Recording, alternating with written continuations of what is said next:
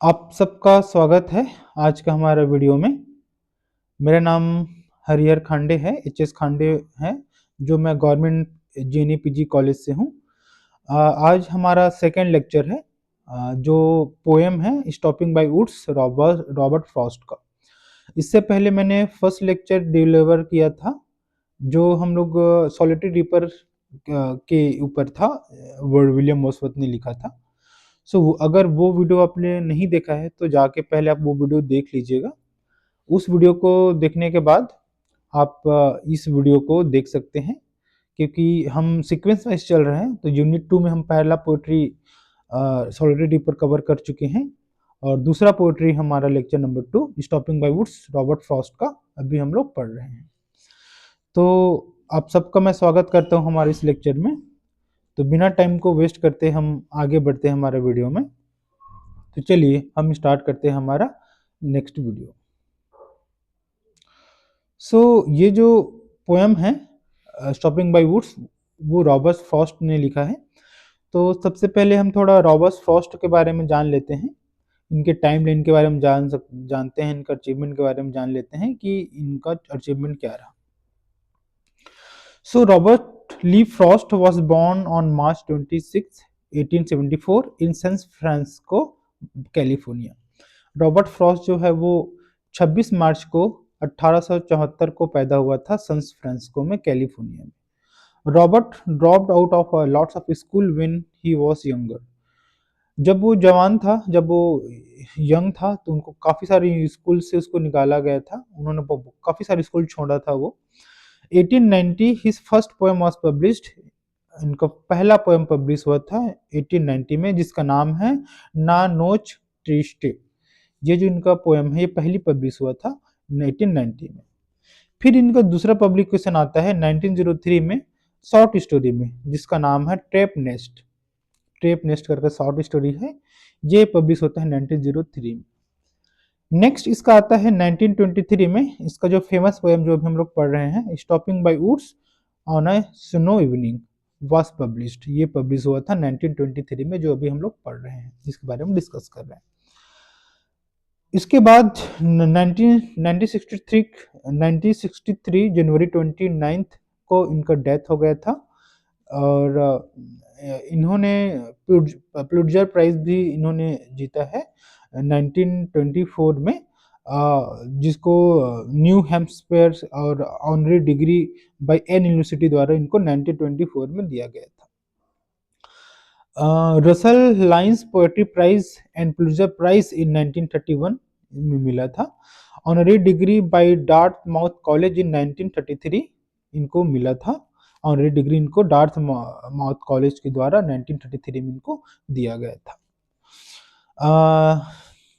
इस तरह से इसके बारे में हम लोग पढ़ लिए हैं। अब हम पोएट्री के बारे में डिस्कस करते हैं। तो ये जो पोएम है, ये यहाँ पे मैंने लिखा है stopping by woods on a snow evening. ये इनका पूरा लाइन है, पोएट्री है, जो अभी हम लोग इसको कवर करने वाले। काफ़ी शॉर्ट पोएट्री है, बट इसमें मीनिंग जो है काफ़ी गहरा मीनिंग है। आप इसको अपने लाइफ से कनेक्ट कर सकते हैं, और ये इतना बड़ा भी नहीं है कि आपको बोर लगे। काफ़ी अच्छा पोएम है ये। आपका 4 स्टेंजेस में लिखा गया है, 4-4 लाइन का पोएम है, लेकिन एक-एक स्टेंजेस में काफ़ी डीप मीनिंग छुपा हुआ है, जिसको हम लोग अभी कवर करेंगे। तो चलते हैं लाइन बाय लाइन हम डिस्कस करते हैं इस पोएम को।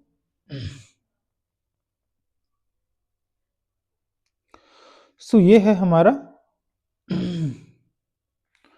लाइन नंबर, पहला स्टेंजा का 4 लाइन की स्टेंजा है। इस तरह से हम स्टार्ट करते हैं। क्या बोलते हैं देखते हैं। Whose woods these are, I think I know, his house in the village, though he will not see me stopping here to watch his woods fill up with snow। इसका जो राइमिंग स्कीम है वो ए A B ए है। आप देख सकते हैं यहाँ पे स्नो और दोनों का साउंड सेम सेम आ रहा है, इसको ए किए हैं। उसके बाद हियर का साउंड अलग है, इसलिए बी, और उसके बाद वापस स्नो का साउंड सेम आ रहा है पहले, जिसके ए दिए हैं। इसको राइम स्कीम बोलते हैं। इस तरह से इसका राइम स्कीम है। तो अब राइमिंग स्कीम के बाद हम इसको लाइन वाइज डिस्कस करते हैं। तो ये जो हमारा लाइन है, whose woods these are, I think I know, his house in his house in is in the village। तो पोएट बोलना चाह रहा है कि वो जो है, जो वो जो वुड है, जो वुड मतलब जंगल होता है, लकड़ियाँ होता है, तो बोलता है कि ये जो जंगल है ये किसका है, ये मुझे पता है। पोएट बोल रहा है कि ये जो जंगल है ये किसका है मुझे पता है, बोलता है। फिर बोलता है कि इस जंगल में ना उसका घर है, ठीक है, जिसको वो जानता है। तो पोएट ये बोलना चाह रहे हैं कि इस पोयम में कि जो वुड्स है, जो जंगल है, जो इसको स्टॉप कर रहा है, तो वो किसका जंगल है। तो वो उसको बोलता है कि ये जंगल किसका है वो मुझे पता है, और इसमें जो घर है उसको भी मुझे पता है वो किसका है। ऐसा करके इस 2 लाइन्स में पोएट बोल रहा है। फिर नेक्स्ट लाइन में बोलता है, he will not see the stopping here to watch his woods fill up with snow। बोलता है कि वो जो उस गांव वाला जो रहता है, जिसका उस जंगल में घर है, जिसका वो जंगल है, उसका घर उस जंगल में है, और वो देख नहीं पा रहा है कि उसके जंगल जो है वो पूरे क्या है, स्नो से भर चुका है। और ये नहीं उसको पता है कि वो जो पोएट है वो उसके जंगल में रुका हुआ है, वो उसको देख नहीं पा रहा है, क्योंकि जो जंगल है वो काफ़ी घना है, और उसका जो घर है, उस विलेजर का घर है, वो काफ़ी दूर में है। तो उस पोएट को देख नहीं पा रहा है कि वो उस जंगल में रुका हुआ है, और वो जो जंगल है वो पूरा किससे भरा हुआ है, स्नो से भरा हुआ है। अब देखेंगे जब आप इंग्लैंड में जाएंगे तो वहाँ पे ठंडी बहुत पड़ती है, तो वहाँ के जंगल जो है ठंड के दिनों में पूरा स्नो से फिल हो जाता है। तो इससे इससे क्या है, आपको पूरी स्नो स्नो चारों तरफ दिखता है। तो इसलिए पोएट बोल रहा है कि जो जंगल है वो पूरा स्नो से फिल हो चुका है। इस तरह से हमारा पहला स्टेंजा में पोएट बोलता है। फिर दूसरे स्टेंजा देखते हैं। दूसरा स्टेंजा है हमारा, my little horse must think it queer to stop without a farmhouse near between the woods and frozen lake the darkest evening of the year. अब इस 4 लाइन में क्या बोल रहा है, वापस इसको राइमिंग स्कीम देखते हैं। राइमिंग स्कीम क्या है, क्वेयर और नियर, बी भी आ रहा है, उसके बाद लेक और ईयर, फिर लेक अलग आ जा रहा है तो सी, और ईयर फिर आर का साउंड आ रहा है तो बी, तो बी बी सी बी, ऐसे इसका राइमिंग स्कीम बनता है। So the house thinks that it's weird for it to stop in the middles of the woods without a farmhouse nearby at this time of night। तो यहाँ पे जिसका, इनमें जो जो पोएट है, इसका एक घोड़ा है, जिस घोड़े में वो बैठ के उस ऊँट को क्रॉस कर रहा है, उस जंगल को क्रॉस कर रहा है।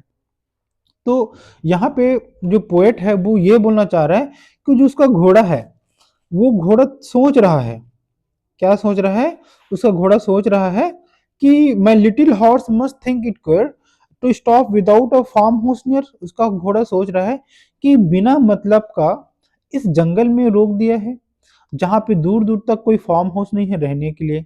तो घोड़ा वो अपने आप में सोच रहा है कि जो मेरे मालिक है वो कहाँ रोक दिया, इस बीच जंगल में रोक दिया है, जहाँ पे एक फार्म हाउस भी नहीं है रुकने के लिए। ऐसा ये वो उसका जो घोड़ा है वो सोच रहा है। फिर नेक्स्ट लाइन में क्या बोलता है, between the woods and frozen lake. और वो घोड़ा बोलता है कि वो कहाँ पे रोका है, इस जंगल के बीच में, और फ्रोजन लेक, इस जहाँ पे जो पानी है वो पूरा जम चुका है, यहाँ पे रोक रोक दिया है मेरे को। ऐसा करके वो जो पोएट, वो जो हॉर्स है वो अपने आप से बोल रहा है। और क्या बोलते हैं फिर, the darkest evening of the year. और वो जो रात है, जिस रात में वो ट्रेवल कर रहा है, पोएट तो बोलता है कि वो रात है वो एकदम डार्केस्ट इवनिंग है, कि ऐसा रात और कभी नहीं आया था, आज की जो रात है वो डार्केस्ट इवनिंग, बहुत डार्क होने वाली है। ऐसा करके वो जो पोएट है वो बोल रहा है। फिर नेक्स्ट लाइन में देखते हैं क्या बोलते हैं, स्टैंजा 3 में, he gives his harness bells a shake to ask is there is someone mistake। The only other sounds the sweep of easy winds and drowsy flake। अब यहाँ पे देखिए वापस राइमिंग स्कीम क्या बनता है, यहाँ पे राइमिंग स्कीम बनता है सेक और मिस्टेक, सेम सेम साउंड आ रहे हैं, इसलिए यहाँ पे सी सी है, और स्वीप यहाँ पे डी आ जा रहा है, और फ्लैक वापस से पहला साउंड उसको फॉलो कर रहा है, तो इसलिए सी। तो यहाँ पे राइमिंग स्कीम आ रहा है इसका C C D C. It sounds like a Amish fire I miss life, but it's the winter time in the wood. अब क्या है देखते हैं इस लाइन में, इसको लाइन वाइज डिस्कस करते हैं। तो यहाँ पे है, फिर घोड़ा बोलता है, घोड़ा क्या करता है, he gives his harness bell a shake to ask if there is some mistake. तो जो घोड़ा है उसके गले में ना एक हार्नेस बंधा होता है, जिसमें घंटी रहता है। वो जो घोड़ा है उस स्नेक को, उस हार्नेस को बजाता है, शेक करता है। तो शेक करने से क्या होता है, उससे साउंड प्रोड्यूस होता है। और वो इसलिए उस साउंड को प्रोड्यूस कर रहा है कि वो पूछना चाह रहा है अपने मालिक से कि मेरे से कुछ गलती तो नहीं हो गया है कि हम इस जंगल में इतनी रात को यहाँ पे रुक रहे हैं। तो उसको कंफर्म करने के लिए वो जो घोड़ा है वो अपने हार्नेस को बेल कर रहा है, बजा रहा है, ताकि ये कंफर्म करने के लिए कि मेरे से तो कोई गलती नहीं हो गया है। इसको कंफर्म करने के लिए वो यहाँ पे इस तरह से वो हार्नेस को बजा रहा है। फिर नेक्स्ट लाइन में क्या बोलता है, the only other sounds the sweep of easy winds and downy flake. अब वहां पे और कुछ भी, पूरा सन्नाटा है, सिर्फ जो साउंड है। तो वहां पे जो हल्के हल्के जो हवाएं चल रही है, तो उनका सरसराहट की बस आवाज है, उसके अलावा और कोई आवाज उस दूर दूर तक उस जंगल पे नहीं है। तो आप समझ सकते हैं कि वो जो जंगल है वो कितना शांत है।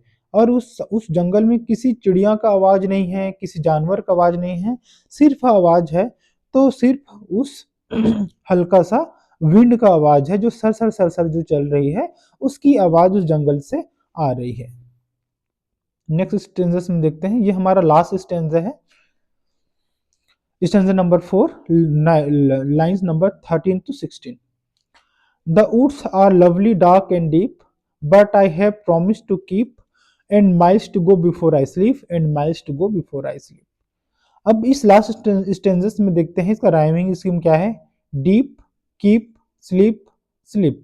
सो यहाँ पे राइमिंग राइमिंग स्कीम हमारा डी डी डी आ रहा है, क्योंकि सेम साउंड आ रहा है। देखो डीप आ रहा है, कीप आ रहा है, स्लीप आ रहा है और स्लीप आ रहा है। तो ये जो साउंड है वो सिमिलर साउंड है, तो इसका जो राइमिंग स्कीम है वो सेम है। सो तो ये बोलना चाह रहा है, the woods are lovely, deep and dark. बोलता है कि जो वुड है वो क्या है, लवली है, डीप है एंड डार्क है। Sounds like the person is enjoying it's, और ऐसा लग रहा है कि कोई पर्सन है जो इसको एंजॉय कर रहा है। Visit by walking through the woods and it's time for him to go, has to keep. अब उसको बोलते हैं कि टाइम काफी हो चुका है, अब उसको जाना चाहिए, travelling and keep it his promise. उन्होंने जो ट्रैवलिंग में जो प्रॉमिस किया था घर वापस लौटने में, तो उसको पूरा करना है, उसको जाना है, इस तरह से इस स्टेंजेस में बोल रहा है। अब देखते हैं इसको लाइन वाइज डिस्कस करते हैं। The woods are lovely, dark and deep, but I have promise to keep. तो जो जंगल है वो काफी अच्छा है, काफी घना है और काफी अंधेरा है, but I have promise to keep. लेकिन जो पोएट है वो अपने घर वालों से प्रॉमिस किया है कि वो वापस लौट के आएगा। तो पोएट यहाँ पे बोल रहा है कि भले ही जो जंगल हो कितना खूबसूरत हो, कितना डार्क हो और कितना घना हो, लेकिन मैं अपने घर वालों से प्रॉमिस किया हूँ कि मुझे वापस आना है। अब यहाँ पे लास्ट लाइन में बोलता है, and miles to go before I sleep, and miles to go before I sleep.